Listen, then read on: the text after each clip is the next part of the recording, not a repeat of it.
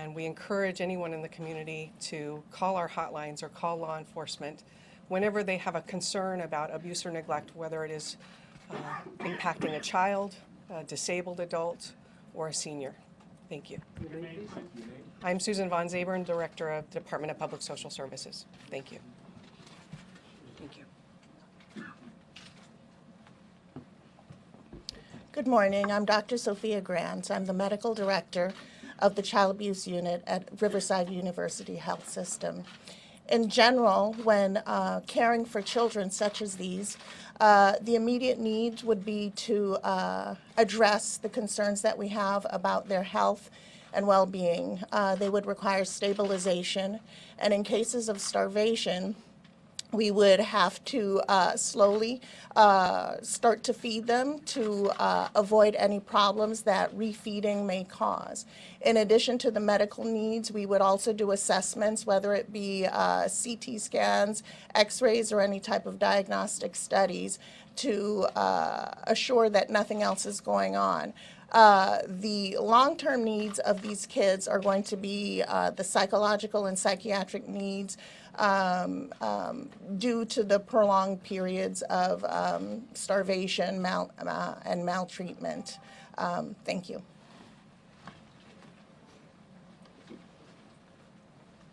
Good morning. My name is Mark Uffer. I'm the Chief Executive Officer at Corona Regional Medical Center in Corona. We have 7 of the adults. It's hard to think of them as adults when you first see them because they're small, and it's very clear that they're malnutritioned. We've done some lab work on them. We can't tell you a lot because of HIPAA, other than they're stable. They're being fed to try to refeed, as was discussed. They're comfortable, and they're in a very safe and secure environment, and I think that's the most important thing for them right now. We want to work closely with all the different agencies in the county to make sure that they're treated appropriately, and at this point I think they're stable and safe, and we want to respect their privacy. They've gone through a very traumatic ordeal. I can tell you that they're very friendly, they're very cooperative, and I believe that they're hopeful that life will get better for them after this event. So thank you very much.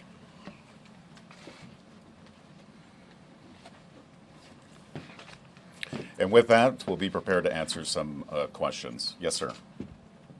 I want two questions. The first one, you sort of hinted, I just want to make sure.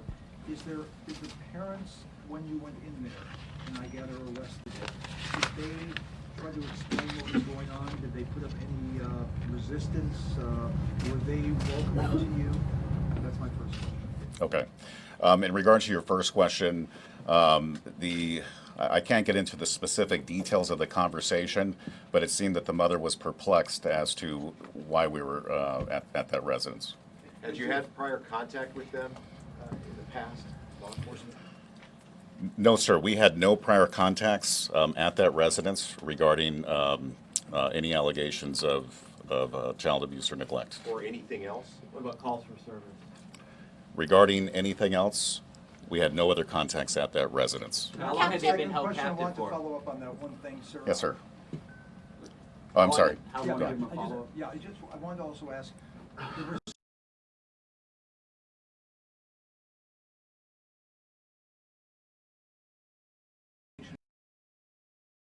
that they said to you that they were hungry, they wanted food. Can you go into the reception that you received from the children? I don't have a description to provide to you regarding this specific reception, but the children were in fact fed. Yes, sir. How many of them were indeed shackled? I mean, I gather that not all of them were shackled. A lot of the neighbors say the adults actually didn't come outside.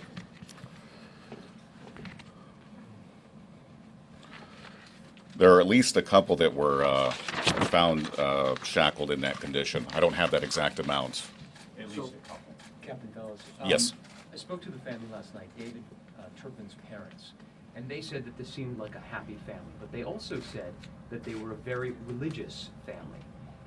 They taught their kids the Bible. They actually instructed them to memorize large sections of it. Is there anything having to do with religion? Could religion have caused this? Is this some sort of cult or an offshoot of religion that made them treat their children like this? As of right now, I have no information regarding any religious organization associated with this matter. But again, we're still in the very early stages of this investigation, and our Detective Bureau is conducting a meticulous and detailed investigation. Yes, ma'am. Captain, you said the conditions were horrific. Do you have any specifics about what you actually saw in the house? Some of our staff described that there was a very foul smell inside the residence. It was extremely dirty, and as we reported previously, many of the children were malnourished. Were they only found in Captain, bedrooms, or were they how also long- found in the garage, any other places that maybe are not suitable for bedrooms? Yeah, I don't have the information of where they were located specifically. Any sense of how long they were down there for, or how long they had been held captive? No, sir. I don't have that information, but again, it's very early on in our investigation, and those are questions that we want to get In answered. yesterday's press We conference, want you mentioned to they that might we have want to been get held answered as decades. well. Sir, in yesterday's press conference, you said, in yesterday's press conference, you noted that they have been physically and psychologically abused for decades. What gives you that indication? Well, again, as part of our investigation, interviews have been conducted in this matter.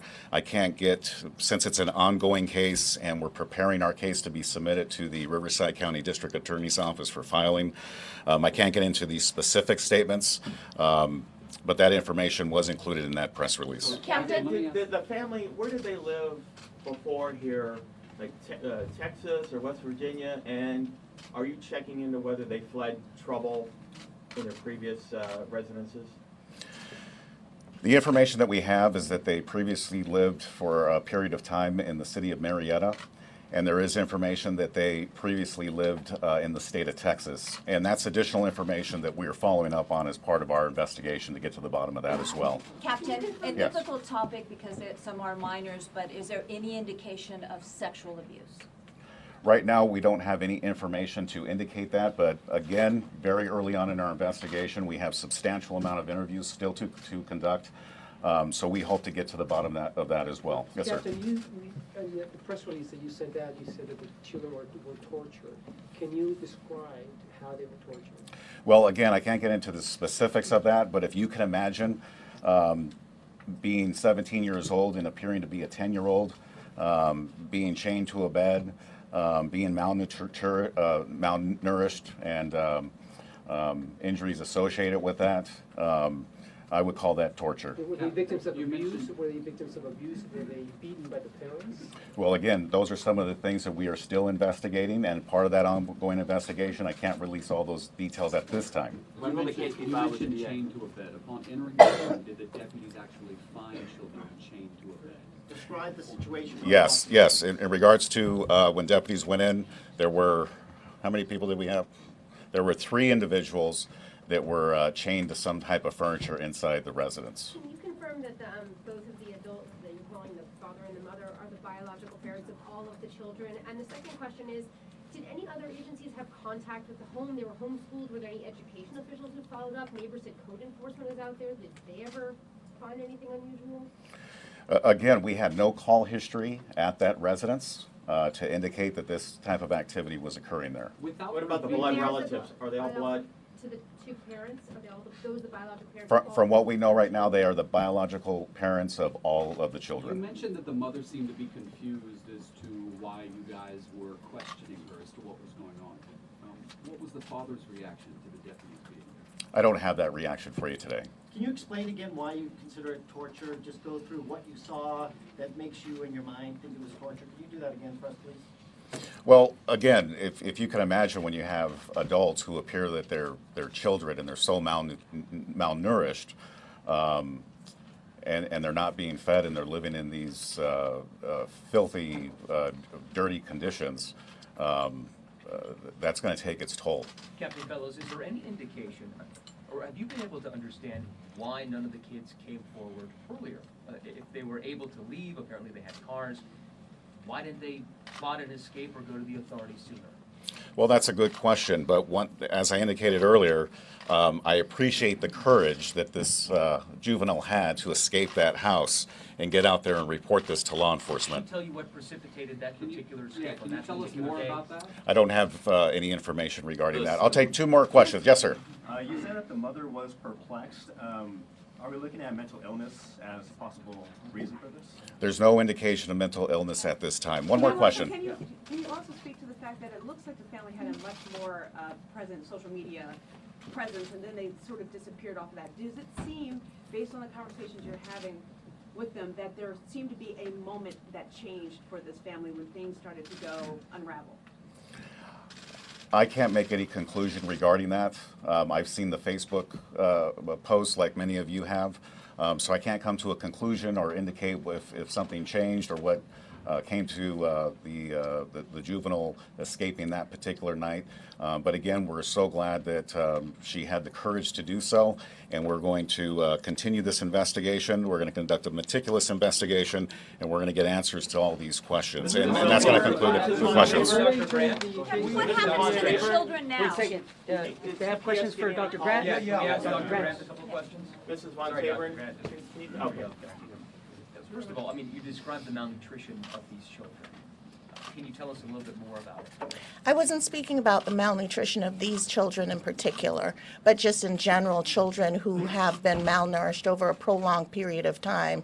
They, of course, will have growth stunting. They will have nutritional deficiencies. They can suffer complications if you try to feed them too quickly, so it requires close monitoring when introducing proper nutrition to these kids. Have you treated these symptoms in these children? Not to get into specifics. I'm not talking specifically about these kids, I'm speaking in general. So in general, if you're dealing with children or people who've been malnourished, for that stunting of growth, this would be something that would have to happen over years? Over a prolonged period of time, yes. So, For them physically and psychologically. Pardon me? For someone in this kind of situation, generally speaking, what's ahead for them medically, physically, and psychologically? Well, you can imagine the post-traumatic stress disorder if you've been deprived of nutrition for a prolonged period of time.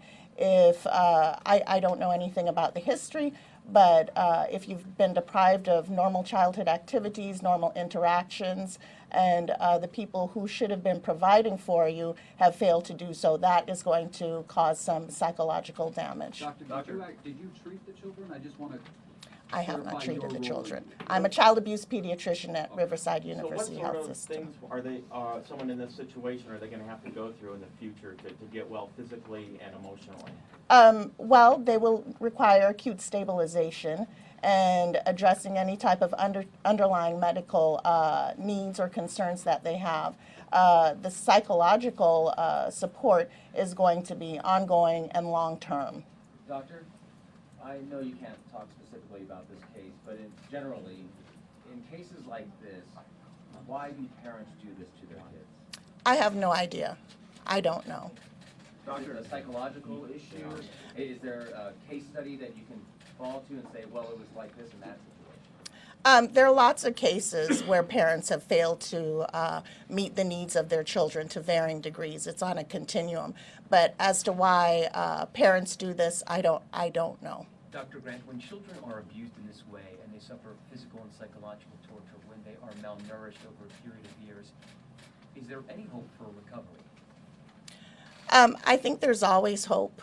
But you have to imagine that these kids are going to need a lot of support. It's not going to be anything that you go to, a few sessions of therapy and you're all better. This is going to be long-term, and they're going to need support and loving, supportive people in their lives to help them try to achieve any type of normal life. For many years, probably. Yes. For the adult children, what is the treatment plan for them, and what would it be? I'm a pediatrician, so I don't speak on adults. Ms. Von Tabern, Ma'am, May we ask? did you ever investigate anything at that home? So Did your agency, did they ever send anyone out? So because this is an active investigation, we cannot discuss the details, but I can say that the call that we received through 911 and the cross report from the Sheriff's Department was the first opportunity we had to intervene. This isn't the first time that we've heard stories of people being held against their will, either by strangers or by family members. If you could send a message to either the public or obviously people who are going to be watching this who may be doing this to their own family, what would that message be? Well, I would encourage anyone to seek assistance because there's a number of different resources available that we can provide either through our agency or through a number of community providers to address any of the stresses that may exist in the family that would precipitate this kind of abuse or neglect. But I also want to restate that it's so important for the community to help us be the eyes and ears to these situations and help bring this to our attention. And can you talk about the young girl, the 17-year-old who escaped, as we've been saying? Can you talk about what courage it took on her part to do what she did? You've dealt with, I mean, maybe not identical cases, but similar cases. Well, I would reiterate what the captain has said, that it was immense courage on her part to take this action, and we're so grateful that she was able to make contact with law enforcement and give us this opportunity. And Is it Susan, can possible I that ask, some of the please? children will go to live with family members? It would be our practice to try to identify potential relatives who would be familiar with the family and be in a position to provide care. They would be subject to all kinds of background investigations as well in terms of making sure that they're suitable and stable for the That leads family. to my question. Have any family members come forward, and can you just tell us, you spoke about seeking a court order, what happens next? So in terms of the details of the investigation, that's really something that we're immersed in at the moment, not really able to speak to in detail. In terms of the court process, we would be going before the juvenile court as well as potentially probate court in order to seek authorization to have oversight of the minor children, and the public guardian would have potential oversight of the adult children if that's warranted. Susan, based on your investigation right now, as far as the adults are concerned, can you tell us whether those adults have been submitted to the same type of abuse since they were children? At this stage of the investigation, I don't think we have enough information to know how long any of the children have been subjected to this, but as has been indicated, their condition indicates that it has been a prolonged period of time. And these are their biological, all of them are their biological children. I mean, do they just get turned out into society, you know, after living this sheltered existence, or what's ahead for them? At this point, we will be doing a full assessment with medical professionals to help us better understand the needs of the adults as well as the children, the minor children, and we'll be prepared to provide supportive services as well as engage other agencies in assisting these individuals to help them be stable. Susan, David Turpin ran something called the Sandcastle School. It was registered in the state. Do representatives of the state ever go visit these schools? These very small private schools, are they supposed to? With regard to that, that is completely outside of the purview of our agency, and I can't really speak to that. Well, a lot of the neighbors feel like they wish they could have done something. Is there anything your agency or any other public agency could have done, or anyone could have done to stop this? I think the first and foremost consideration is for the public to call our hotline or call law enforcement to let us know that there are any concerns of potential abuse or neglect. That would give us the first opportunity to investigate and determine whether intervention is appropriate and necessary. Besides what's happened with the alleged torture, the starvation, and some of the psychological difficulties, is there any evidence of any other physical or mental handicaps with any of these children that may have happened before the allegations of torture, etc.? So due to confidentiality, we wouldn't be in a position to share any of that information, and even at this early stage of the investigation, this is still information we're gathering. Have any family members come thank you. forward? Have any family members come Not at forward? this time. Not at this time, Mark, thank can you you. answer a question? The people who have examined these children who are older than they appear, what conclusions have they reached about how they were raised? I really can't comment on that. It's, you know, we have to really, at this point in time, respect their privacy. You know, the law is very prescriptive about that, so we're not going to talk about their health care as far as what's How going does on. your staff feel about seeing people in this condition, and how unusual a case is that for you guys? I've been CEO for a long time. I've been in healthcare for a long time. I've never seen this. And the way my staff has responded, I think they were horrified. I think they are very focused on improving the quality of their existence and doing their jobs, which is to make their lives better now. Mr. Rutherford, just a general question about children who are in these kinds of situations and young adults, and Dr. Grant or Captain Fellows, if you want to jump in, feel free. How hard is it for children who've been subjected to this kind of physical and psychological torture over a prolonged period of time to break away like this 17-year-old girl did and essentially, you know, tell everything to authorities and turn the parents in? Well, I'm not the person to answer that. I've never seen it before, but I'm sure it was pretty difficult, and I'm sure there was a lot of trauma that went along with that. Mark, was it communicated to you from your staff that there may be a message that the children wanted the public to know? Clearly they know what's going on now. They've been there long enough folks have talked to them. Is there something they want people to know? No, not at this point. We're not sharing that. It's an active investigation, so any information that the patients are giving to our physicians. More about relief or whatever, just a sense of safety now. No, I think they are safe right now. I think they feel safe. I can share that with you. They are interacting with our staff. I think they're in a better place right now. At least that's my personal opinion. Each other? Are they in the same place? They're all together. So just in your own opinion, how is it possible that you know, parents can get away with doing this to their children for such a long time, and 13 of them? It's not just one kid, it's 13. I can't answer that. Wait, Have just they to be clear, expressed you this? said they're all together? Yeah, You yeah. mean the ones who are under 18 and the adults, or just the adults? I have 5 females and 2 males, and they're all together. And they are the ones who are over 18? These are the 18 to 29-year-olds. In the Okay, same and room, so or they're does all that mean together, all okay. together? We have an area of the hospital that we've secured. It's a patient care area. We've secured it we have security on it. We have certain nurses that are working with the staff. They're in a very safe place, and they're together, which we think is appropriate at Have this any of them point. desired Ladies and gentlemen, this will be the last question. How long do you expect them to be there, and Have any of them desire or expressed a desire to be reconnected with their parents? I can't answer that. It's part of the investigation. We're not sharing that information. They'll be there as long as the social services and adult protective services believe that they should be there, as well as the medical care that they need is continuing. Captain, I have just one more question. Captain? Thank you guys for coming. Captain, Dr. just one more Grant? question. Dr. Grant?